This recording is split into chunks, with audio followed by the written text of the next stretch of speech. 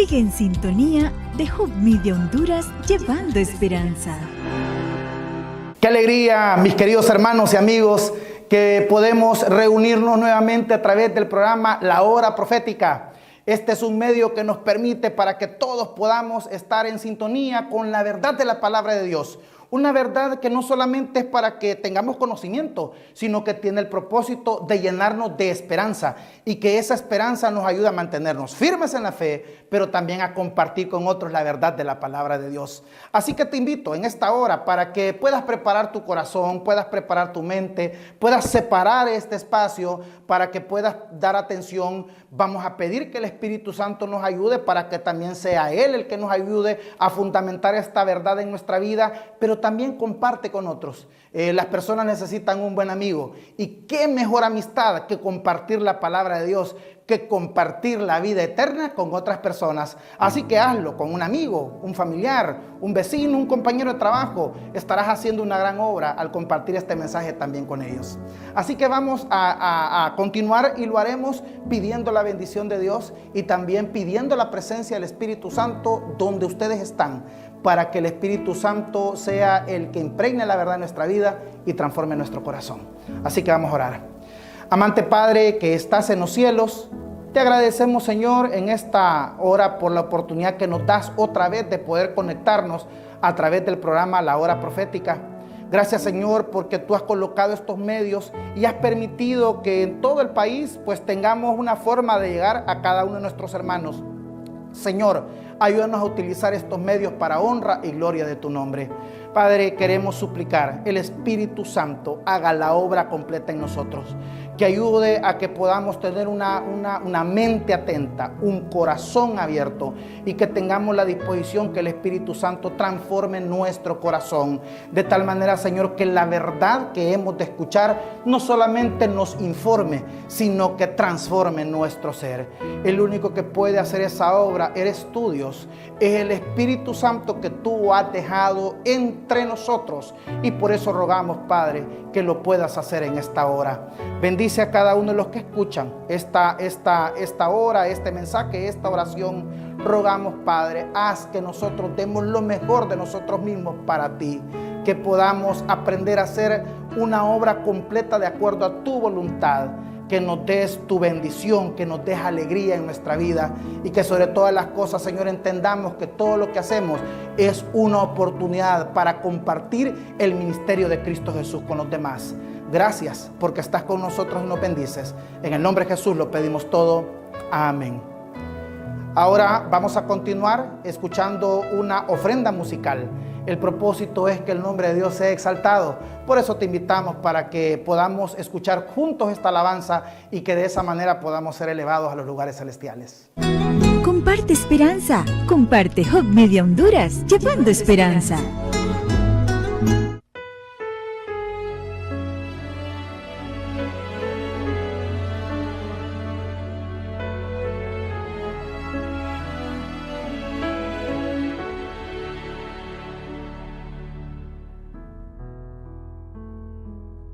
Cuando venga el esposo a la cena de su boda, ¿no crees que es importante vestido de justicia estar?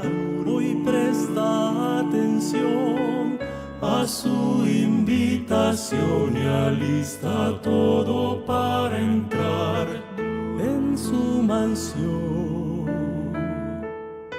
Cuando venga el esposo a la cena de su boda, evita que te diga, no puedes tú participar. Ya no te excuses más en gozo terrenal, cual hacen multitudes.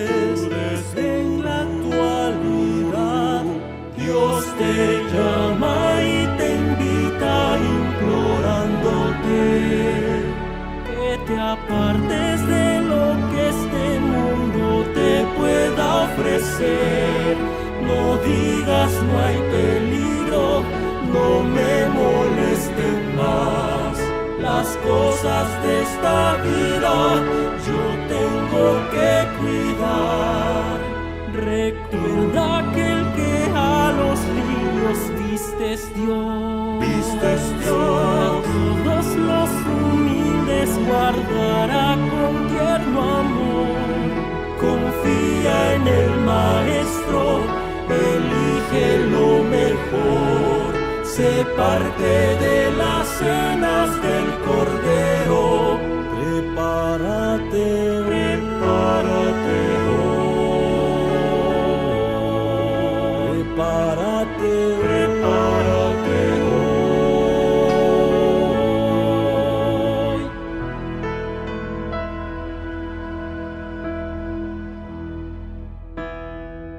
Cuando venga el esposo a la cena de su boda, de gloria incorruptible, una corona entregará al que se preparó, al que no se rindió, al que a Dios abrió la puerta del corazón. Dios te llama y te invita implorándote que te apartes de lo que este mundo te pueda ofrecer. No digas no hay peligro, no me molesten más. Las cosas de esta vida yo tengo que cuidar. Recuerda que el que a los lirios vistes Dios, que a todos los humildes guardará con tierno amor. Confía en el Maestro, elige lo mejor. Sé parte de las cenas del Cordero. Prepárate hoy.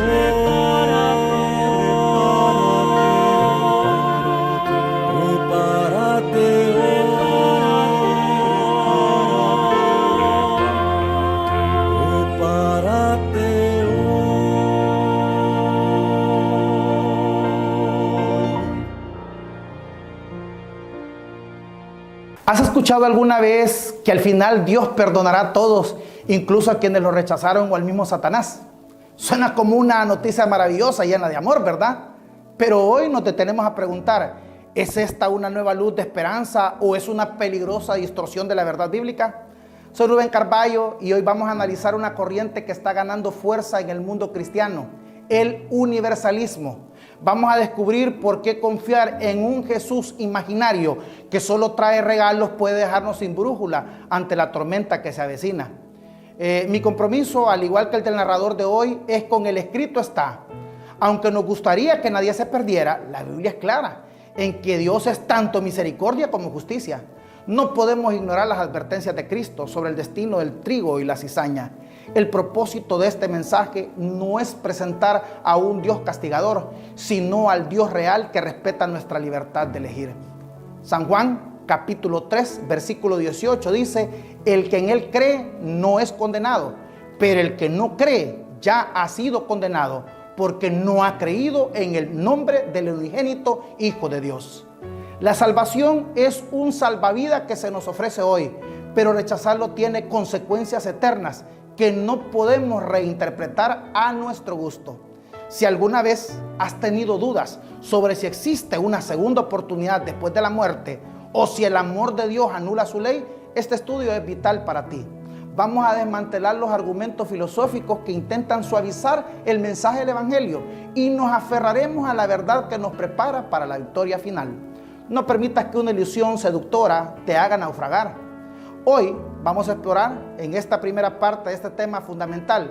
¿Todos se salvarán? Universalismo número 1.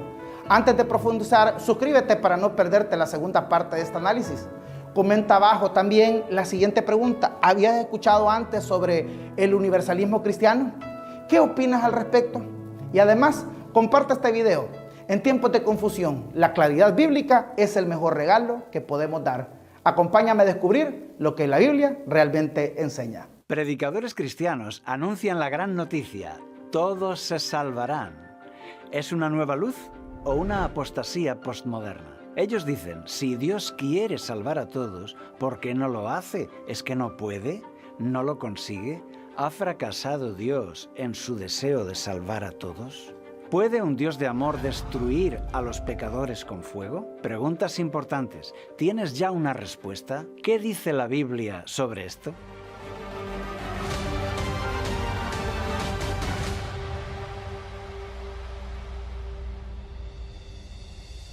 El universalismo es una corriente filosófica que nada tiene que ver con la Biblia, pero en este vídeo hablamos de la enseñanza que dice que todos se salvarán y que Dios no destruirá a nadie. Según esta doctrina, al final de los tiempos todos son resucitados y ceden al amor de Dios, se arrepienten y se entregan a Jesús. Esto no conlleva perpetuar el pecado ni tampoco salvar a nadie contra su voluntad.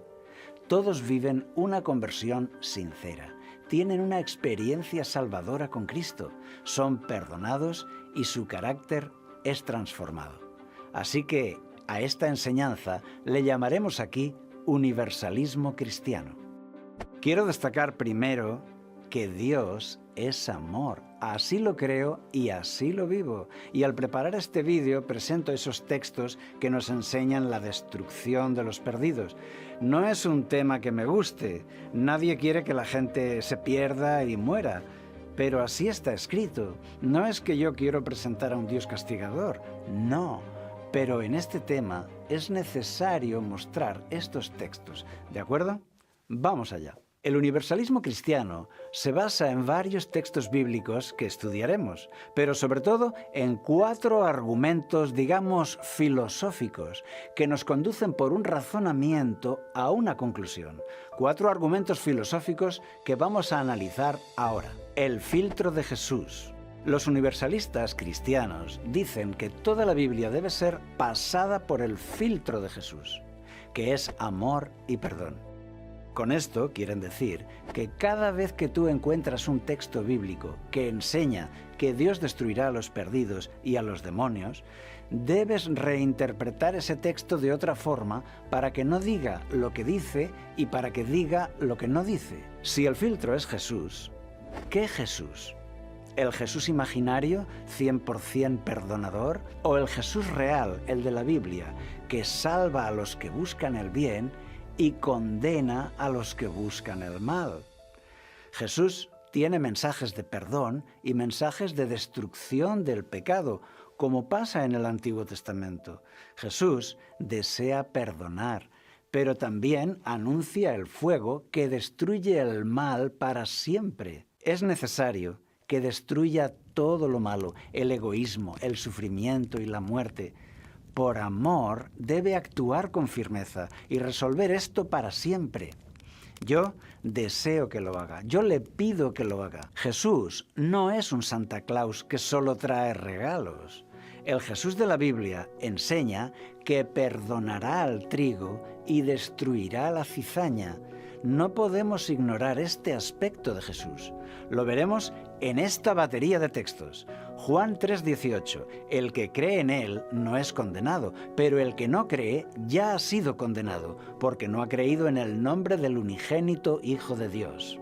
Así es, Él te ofrece un salvavidas, pero si tú lo rechazas porque prefieres el mal, entonces ya no hay quien te salve. Juan 15:6.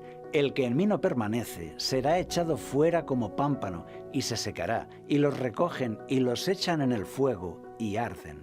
En los evangelios podemos preguntarle a Jesús, ¿vas a salvar a todos? Y él responde, Mateo 7:13, amplia es la senda que lleva a la perdición, y muchos son los que entran por ella. Mateo 13:49 al 50. Así será el fin del mundo. Saldrán los ángeles y apartarán a los malos de entre los justos, y los echarán en el horno de fuego. Allí será el lloro y el crujir de dientes. Y así podríamos seguir y seguir por mucho tiempo. Te dejo algunos textos aquí escritos en la pantalla. A veces son parábolas, como aquellas 5 vírgenes que entran en la fiesta y las otras 5 que se quedan fuera. Otras veces son afirmaciones categóricas, del tipo de Marcos 16, 15 y 16. Y les dijo, id por todo el mundo y predicad el evangelio a toda criatura. el que crea y sea bautizado será salvo, pero el que no crea será condenado. Y otras veces es de forma indirecta, como con el pecado contra el Espíritu Santo, del cual Jesús dice que a nadie le será perdonado. Mira cómo lo dice. Pero a cualquiera que hablare contra el Espíritu Santo no le será perdonado, ni en este mundo, ni en el venidero. Esto significa que hay personas que no serán perdonadas nunca, porque siempre rechazan el perdón. Pero también nos informa de que estos perdidos tampoco serán perdonados en el mundo venidero, por si hubiera alguna duda. Efectivamente, el filtro es Jesús. El filtro de toda la Escritura es Jesús, pero el Jesús de los Evangelios, el verdadero, que no cree en el universalismo cristiano. Jesús nos advirtió que vendrían falsos cristos, pues ese Cristo que no destruye, ese Cristo que no condena y que salva a todos, hombres y demonios, ese es un falso Cristo, atractivo, pero falso. Segundo, si Dios es amor, no mata. Primera de Corintios 13, del 5 al 8, dice que el amor todo lo sufre y todo lo soporta. No se irrita, no guarda rencor, todo lo sufre, todo lo cree, todo lo espera, todo lo soporta. El amor nunca deja de ser. Los universalistas dicen que Dios es amor y por tanto Él no guarda rencor, todo lo sufre, todo lo soporta y por eso no destruirá a los perdidos ni a los demonios. Y ese amor nunca deja de ser. La Biblia enseña que Dios ama a todos, pero respeta su decisión. Él destruirá todo el mal de este mundo para conseguir una humanidad perfecta y feliz. Como el cirujano ante una pierna gangrenada, desea salvar lo que pueda, pero sabe que debe cortar lo malo, debe amputar para salvar la vida. Así también, Dios, por amor, debe actuar con decisión, destruir lo malo para salvar la vida. Por eso, Dios, aunque destruya vidas, sigue siendo amor, porque su objetivo es bueno. No podemos echar la culpa a Dios del problema que hemos creado nosotros. Lo que Él hace es solucionarlo. En la cruz nos demostró cómo es Él, cómo es su amor. No debemos ahora desconfiar de Él. Mejor creer, aceptar lo que está escrito en la Biblia. El amor de Dios también podemos llevarlo al extremo. Podemos ser extremistas del amor de Dios, al punto de torcer la Biblia en esa dirección. Lo que yo veo en la Biblia es que Dios es justicia y misericordia. Las dos cosas, ley y gracia. Los extremistas de la justicia creen en el infierno, un tormento eterno, pero los extremistas de la gracia proponen la salvación de todos, aun de Satanás. La enseñanza de Jesús no acepta ni un extremo ni el otro. Dice no a la justicia llevada al extremo y dice no a la gracia llevada al extremo, ni a la salvación universal, porque Dios es las dos cosas, justicia y misericordia. Tercero, por ley Dios no puede matar. En el Decálogo, Dios manda, no matarás. Los universalistas cristianos argumentan, Dios es santo y no puede quebrantar sus mandamientos. Dios no roba, no codicia, no miente, no adultera, entonces tampoco mata. Tampoco puede matar a nadie, porque iría en contra de su ley. Por lo tanto, Dios no destruirá a los perdidos. Sería un pecado. Yo respondo a esto con 4 razones. Primera, no mentirás.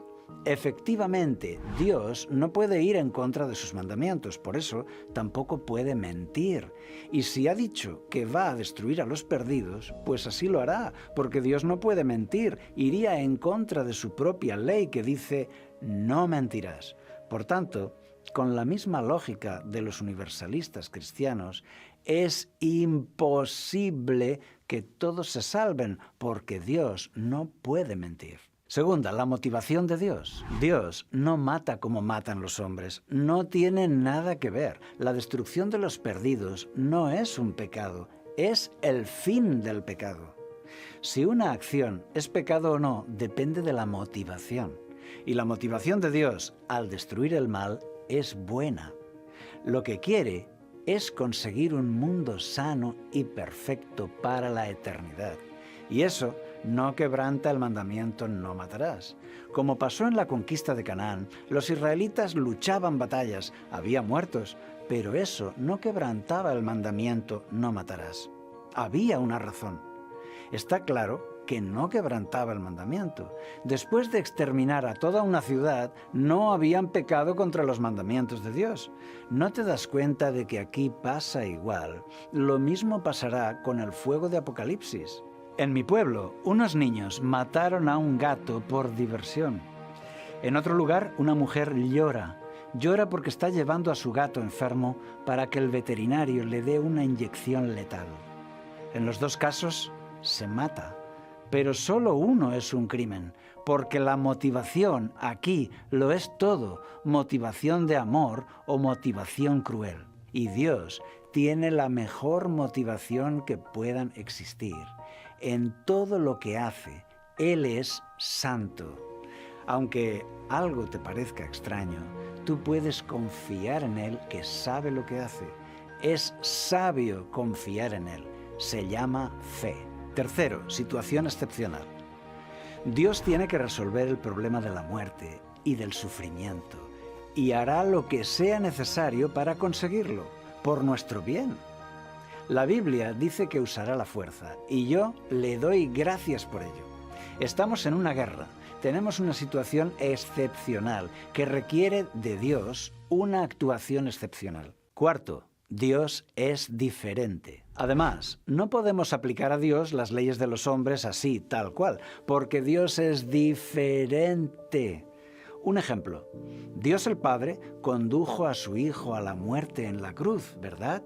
¿Fue eso un asesinato? No. ¿Fue un crimen? No, porque Dios es diferente. Él no tiene pecado. Él no es egoísta. Él es santo. Todo lo que hace es para bien. Otro ejemplo, ¿es Dios inmortal? Sí. ¿Y Jesucristo era Dios? Sí. Entonces, si Jesucristo era Dios, era inmortal. ¿Cómo es que murió en la cruz?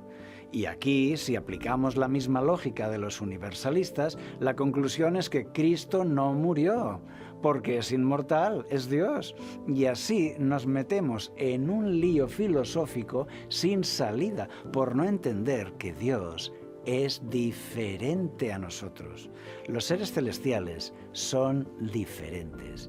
Y si Dios el Hijo quiere hacerse un ser humano mortal, pues se hace un ser humano mortal y muere. El mandamiento no matarás fue dado para frenar la crueldad de los hombres.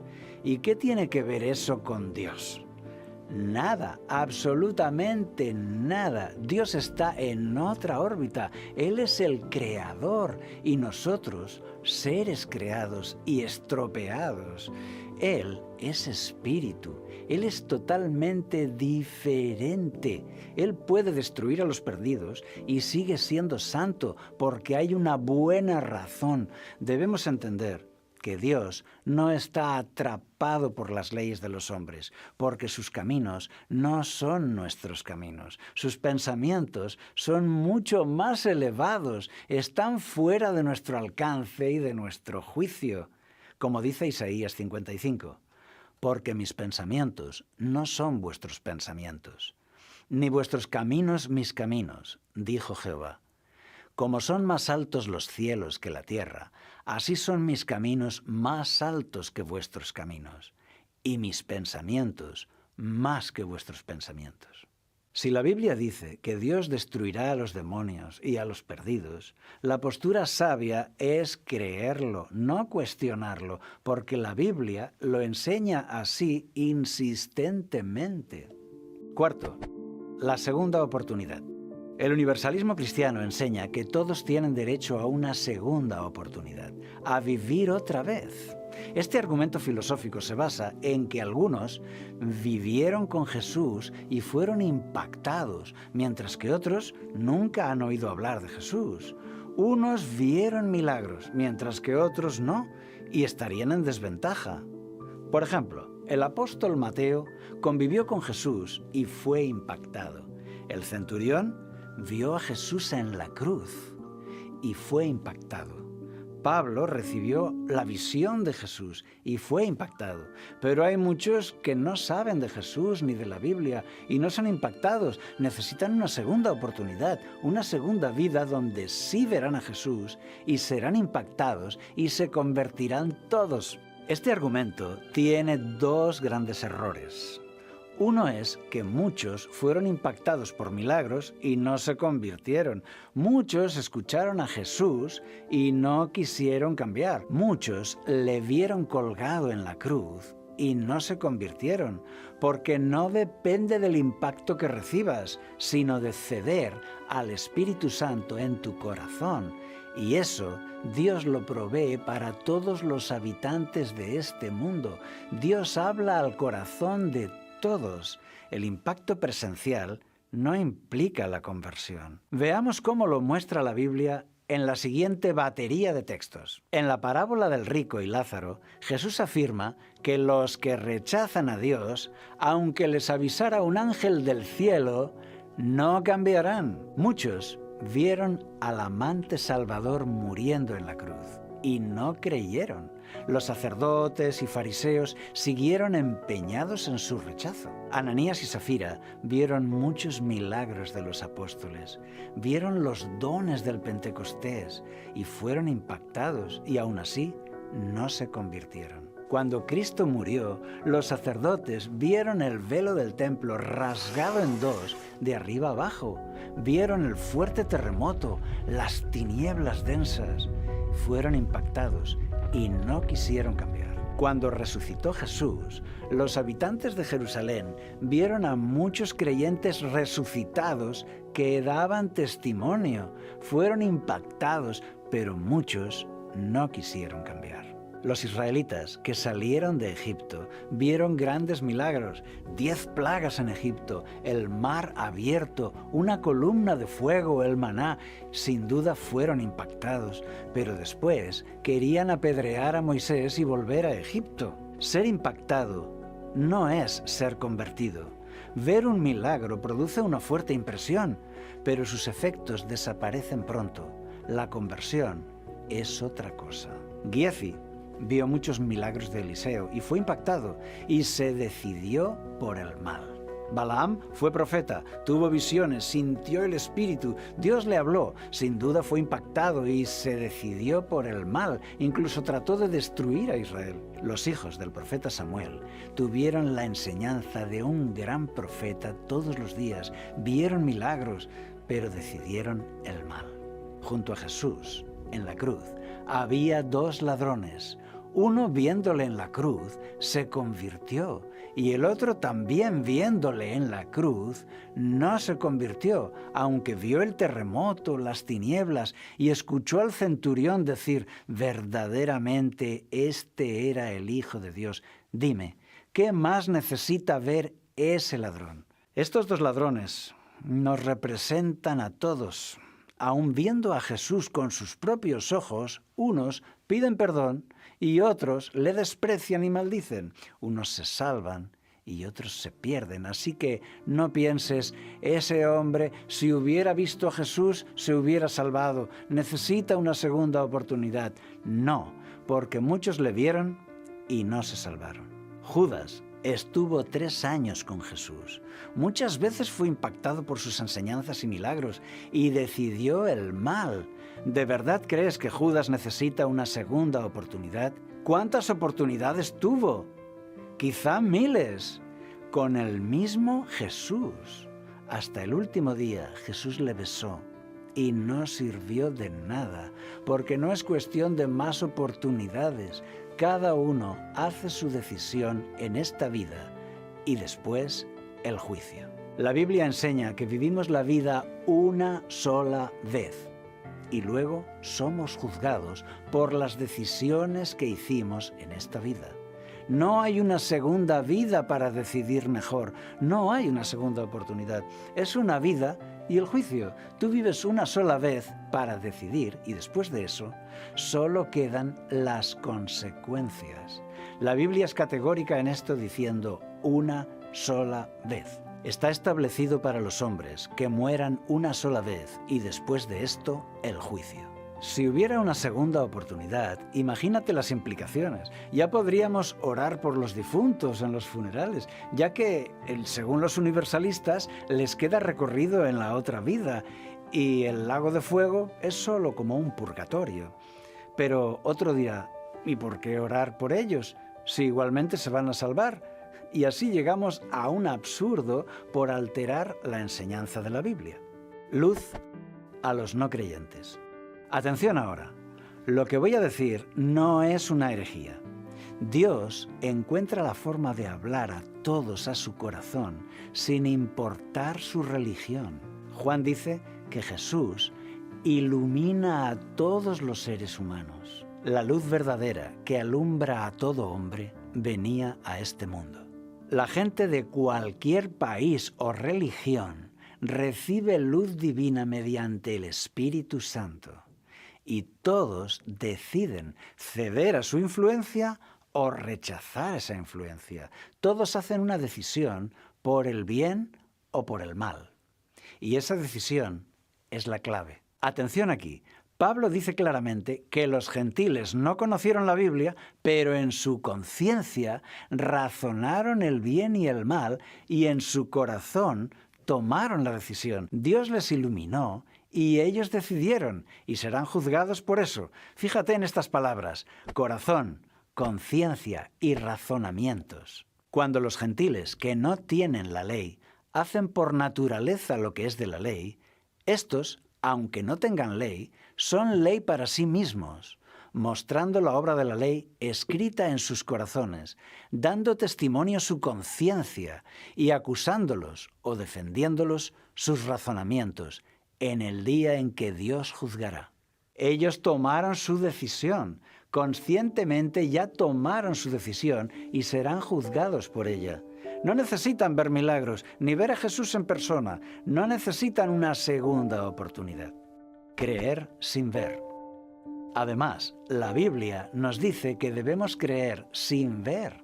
Pero el universalismo cristiano propone que en la segunda oportunidad ellos van a ver y así al ver podrán creer. Pero la fe no funciona así. Es justo al revés. Somos salvos por la fe. ¿Y cuál es la definición de la fe? Es pues la fe, la certeza de lo que se espera, la convicción de lo que no se ve. Pablo dice que si es por vista, ya no es por fe. Dios ha provisto para todos salvación por la fe, no por vista. La doctrina de la segunda oportunidad choca con la Biblia en todos sus detalles. El milenio. Los universalistas cristianos enseñan que al fin del milenio de Apocalipsis 20, todos se arrepentirán, todos los perdidos reconocerán a Jesús como Señor y vivirán su conversión. Serán entonces perdonados y salvados. Todos los perdidos de todas las épocas, también todos los demonios, incluso el mismo Satanás, todos se convierten y reciben un carácter santo para la eternidad. Según los universalistas cristianos, todos los textos bíblicos que anuncian la condenación de los perdidos serán anulados por la conversión de todos al final de los tiempos. Esta es una enseñanza impactante, pero no es bíblica. Es una forma de predestinación en la cual está determinado que todos serán salvos y nada ni nadie podrá impedirlo. La verdad es que es una doctrina hermosa. Imagina, todos derretidos por el amor de Dios, enternecidos, todos emocionados, arrepentidos, perdonados, convertidos, salvación universal. Maravilloso, una idea feliz, hermosa de creer, yo diría seductora. Solo tienes que desechar la Biblia y ya puedes vivir en esa ilusión. Me recuerda a la enseñanza de la nueva era. Toda la humanidad toma conciencia y ahora juntos comienzan una nueva era de amor y bondad, pero aquí incluyendo a Cristo. Me parece una concesión a la cultura cristiana popular de hoy que se acerca al ecumenismo y le quita importancia a lo que está escrito en la Biblia. En el capítulo 20 de Apocalipsis es donde se explica el milenio, un tiempo especial después del regreso de Jesús. Es un tema poco conocido. Si tú quieres conocer sobre este tema del milenio, tengo grabada una explicación del milenio en solo 5 minutos, pero sólidamente bíblica. Te dejo el enlace abajo, en la descripción. El vídeo se titula La resurrección genética y el milenio se explica a partir del minuto 6 del vídeo. Míralo. Fíjate cómo termina el milenio en la Biblia. Destrucción total de los perdidos y de los demonios. Dice, los consumió. Subieron por la anchura de la tierra y rodearon el campamento de los santos y la ciudad amada. Pero de Dios descendió fuego del cielo y los consumió.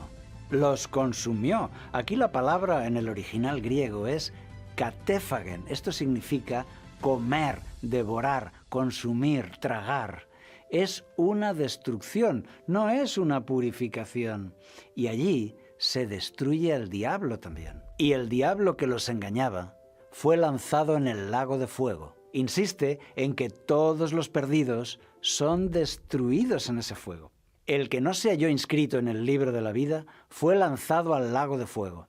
Tú debes decidir si crees en el universalismo cristiano o si crees en la Biblia, porque nos enseñan lo contrario en este asunto.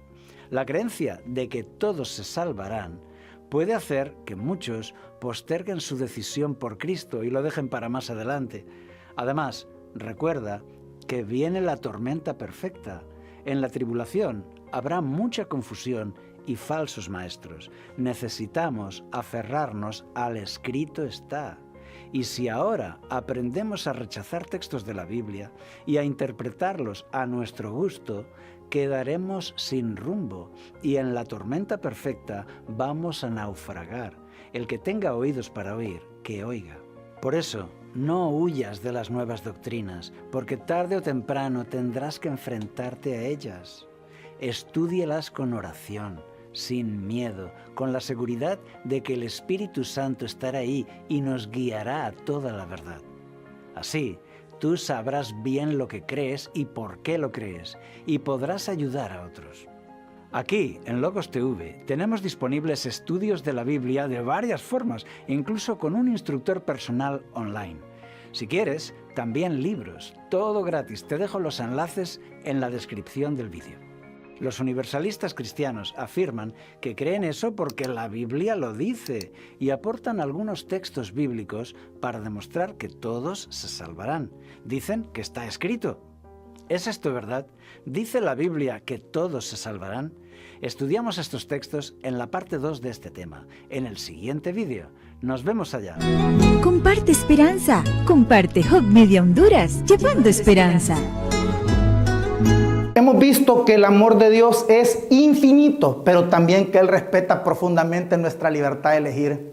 El universalismo puede sonar como una melodía dulce, pero la Biblia nos advierte que no hay mayor peligro que ignorar el escrito está. La salvación es un regalo que se recibe hoy por fe y no una imposición automática para el futuro.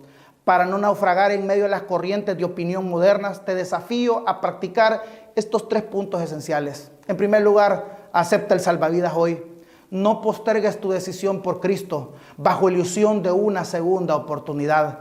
La Biblia enseña que nuestra decisión de hoy define nuestra eternidad. Número 2, filtra todo por la palabra. No te dejes seducir por un Jesús imaginario, hecho a la medida. Conoce al Jesús real de los evangelios, quien es justicia y misericordia. Y número 3, desarrolla una fe de convicción. No esperes a ver milagros para creer. Cultiva una relación diaria con Dios basada en la confianza y la obediencia por amor. Si este estudio te ayudó a cimentar tu fe, suscríbete, danos un like y comparte esta luz con otros. Te espero el próximo lunes para que continuemos con una parte adicional de este tema, donde analizaremos los textos que los universalistas usan para intentar probar su teoría. No te lo pierdas, que el Espíritu de verdad te guíe siempre. Sigue en sintonía de Hub Media Honduras, llevando esperanza.